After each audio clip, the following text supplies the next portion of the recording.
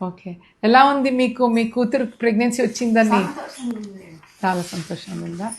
అదే అదే ప్రాబ్లమ్స్ ఉంటాయి బట్ సొల్యూషన్ కూడా ఉంటుంది. ఎందుకు ఏడుస్తున్నారు? ఈ పేషెంట్స్కి ప్రెగ్నెన్సీ అంటే ఎంత emotional journey some time it's happiness అన్నట్టు. సో బేసికలీ కపుల్స్కి న్యాచురల్ ప్రెగ్నెన్సీకి as a doctor we try, but తనకి ఏంటంటే ట్యూబ్ టెస్ట్లో స్లోగా ఉంది స్పిల్లేజ్. మనకు తెలుస్తుంది ఎస్ఐఎస్ చేసేటప్పుడు చాలా మెల్లగా వెళ్తుంది.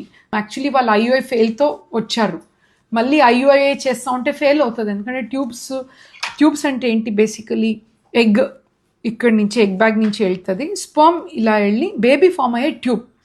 ఇది ఓపెన్ ఉంటేనే ప్రెగ్నెన్సీ.